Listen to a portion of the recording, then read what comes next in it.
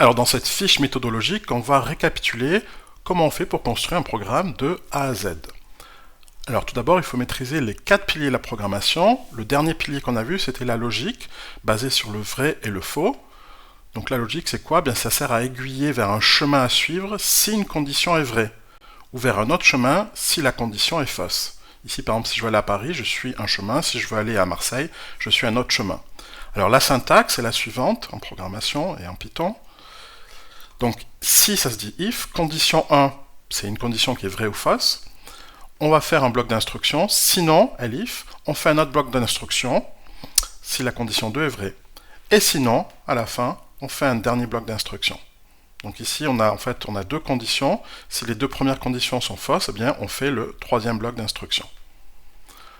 On a vu également la notion de fonction, c'est la notion d'action. Alors une fonction, ça sert à stocker des instructions. Ça, c'est quand on fait une définition de fonction. Et quand on appelle la fonction, en fait, on exécute l'action. Donc la syntaxe, on la rappelle. Pour définir une fonction, on met def, le nom de la fonction, suivi entre parenthèses des paramètres, si on a besoin de variables ou de paramètres pour stocker des valeurs.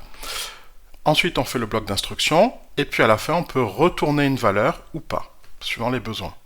Donc ça, c'est la définition, et l'appel de la fonction se fait en écrivant tout simplement le nom de la fonction, sans le mot def devant, c'est juste un appel, et à l'intérieur, on met les valeurs qui vont aller être affectées dans les paramètres. Donc, puisqu'on parlait de paramètres, un paramètre c'est une variable, c'est une boîte. Donc ça c'est le troisième pilier. Une boîte ça sert à stocker des valeurs ou des données. Et la syntaxe c'est toute bête, c'est qu'on met le nom de la variable suivi du signe égal pour dire qu'on va stocker quelque chose, on va stocker une valeur. Alors si je reviens sur la fonction, tu vois ici on a mis la valeur à l'intérieur des parenthèses et la variable à l'intérieur des parenthèses. Mais en fait, ça veut dire tout simplement que la valeur va être stockée dans les paramètres qui est ici. Et il n'y a pas besoin de symbole égal entre les deux. Enfin, la dernière notion, c'est la notion de boucle. Donc une boucle, c'est pour répéter des instructions. Alors, il existe deux types de boucles. La première boucle, c'est pour répéter un nombre de fois fini d'instructions. Et la deuxième boucle, c'est on répète tant qu'une condition est vraie. Donc, première boucle, c'est la boucle for. For i, le compteur qui va varier un certain nombre de fois. Donc on fera certaines instructions. Et sinon, la deuxième boucle, c'est la boucle while, condition. Donc tant que la condition est vraie, on va faire un bloc d'instruction.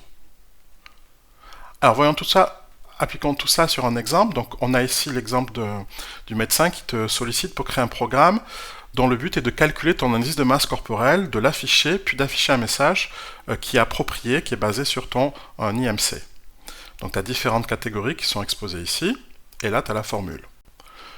Alors première étape, ce que j'appelle étape 0, c'est d'abord de surligner dans l'énoncé tout ce qui est du type fonction, c'est-à-dire action en bleu, et tout ce qui est de type logique en orange. Alors tu vois là, apparemment il y a l'action de calculer l'indice de masse corporelle, l'action d'afficher l'indice de masse corporelle, et ensuite afficher le message. Donc ça c'est les trois actions on va dire.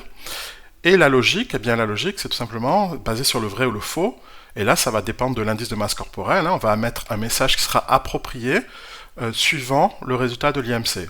D'accord? Donc on aura différentes catégories. Soit on est dans une catégorie, soit on est dans une autre. C'est là où il y a le vrai et le faux. Ensuite, l'étape numéro 1, c'est du coup reformuler l'énoncé, mais avec les termes de logique. Alors le terme de logique, c'est de dire si la crochet, on met la condition, qui est vraie ou fausse, alors, deux points, on fait l'instruction. Donc dans notre exemple, ça a donné quoi? Bien si, entre crochets, la première condition c'est l'IMC est inférieur à 18,5, c'est notre première catégorie, alors on va afficher maigreur. Deuxième condition, donc c'est si l'IMC est compris entre 18,5 et 25, on va afficher normal, etc., etc. Tu remarques que la dernière condition, en fait, il n'y a pas de condition. L'avant-dernière, c'était on est compris entre 30 et 40, et la dernière, on est forcément plus grand que 40, d'accord? Donc je mets juste un sinon. Je pourrais mettre si l'IMC est supérieur ou égal à 40, d'accord? Ou supérieur strictement à 40, mais je ne suis pas obligé, puisque si toutes les conditions d'avant sont fausses, c'est qu'on est forcément supérieur à 40. Donc ça, c'était maintenant l'étape numéro 2. Une fois qu'on a fait la logique, on va identifier les variables et les valeurs qu'on va mettre. Alors les variables, il n'y en a pas beaucoup, il n'y en a qu'une. Pour l'instant, c'est l'IMC, qu'on peut calculer à partir du poids et la taille. du coup, le poids et la taille, ça va être d'autres variables. Hein. Alors, les valeurs, pour l'instant, on n'a pas de valeur pour le poids et la taille. On verra qu'on va, la valeur, on les mettra uniquement comme à l'intérieur des paramètres de la fonction. Hein. Enfin, l'étape 3, c'est est-ce qu'il y a des boucles? Bon, apparemment non, je ne dois pas répéter des instructions. Hein. Donc pas de boucle. Et l'étape numéro 4, c'est définir une fonction qui va englober tout ça. Donc c'est très simple, je mets un carré bleu. Voilà ma fonction, alors je vais lui donner un nom. Hein. Alors pour ça, je vais d'abord traduire, l'étape 5, je vais traduire en Python. Donc comment je vais faire? Eh bien, donc en Python, je vais définir une fonction que je vais appeler santé. D'accord, qui va prendre comme paramètre le poids et la taille. Et qui va calculer l'IMC à partir du poids et la taille. Ensuite, on va afficher l'IMC et ensuite, on va traduire toutes ces conditions-là en Python. Si ça va devenir if, IMC inférieur à 18,5, voilà, c'est le symbole inférieur. Donc tu vois, à chaque fois que tu as une condition, c'est en fait une comparaison entre deux valeurs. Hein. La valeur de l'IMC, qui a été calculée avant, et la valeur 18,5. Donc une condition contient toujours soit un inférieur, soit un supérieur, soit inférieur égal, soit un égal, etc. etc. Donc si cet IMC est inférieur à 10,5, je vais afficher, alors moi je préfère retourner, hein, je préfère que la fonction retourne une valeur, donc la valeur maigreur. Je fais pareil pour les autres conditions, d'accord, et à la fin, je vais appeler ma fonction santé, hein. Alors c'est là que je vais donner des valeurs, pour le poids et pour la taille, 75 kg et 1,80 m. Du coup, cette fonction santé va retourner un message, hein. Donc puisqu'il s'agit de, tu vois, je retourne à chaque fois du texte entre guillemets, donc je vais stocker le résultat en mettant un égal ici dans un message, et à la fin, j'affiche le message.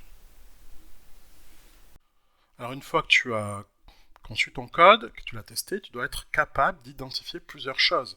Tout d'abord, tu dois être capable d'identifier les conditions. Alors où est-ce qu'elles sont? Elles sont là. Puisqu'il y a des symboles de comparaison, c'est ça, les conditions. Ensuite, tu dois être capable d'identifier les fonctions, avec paramètres, avec sans retour. Donc là, on a la définition de la fonction, et là, on a l'appel de la fonction. Tu dois être capable d'identifier les boucles. Alors là, il n'y en a pas. Et enfin, les variables. Alors, les variables, il y en a combien? Il y en a 4. L'IMC, le poids, la taille et le message. Le poids et la taille sont des paramètres. L'IMC n'est pas un paramètre. Et le message, c'est aussi une variable. Et enfin, les valeurs des variables. Donc là, les valeurs, c'est très simple. Pour le poids et la taille, c'est ces valeurs-là. L'IMC, la valeur sera calculée ici. Et ensuite, pour le message, tout ceci constituera le message. Quand je fais appel à la santé 75 à 80, ce sera le message qui sera retourné, soit maigreur, soit normal, soit etc. Donc voilà, on est capable de tout identifier.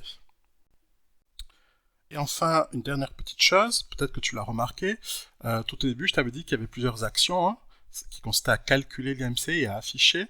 Alors, en fait, le calculer, ce n'était pas une fonction qu'on a utilisée, on a tout simplement fait une règle de calcul avec les opérations, donc on n'a pas utilisé de fonction pour calculer l'IMC. Par contre, pour l'afficher, oui, on utilisait la fonction print_IMC.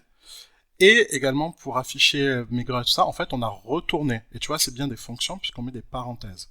Donc, return, c'est bien une fonction qui va retourner ce qui est marqué entre parenthèses.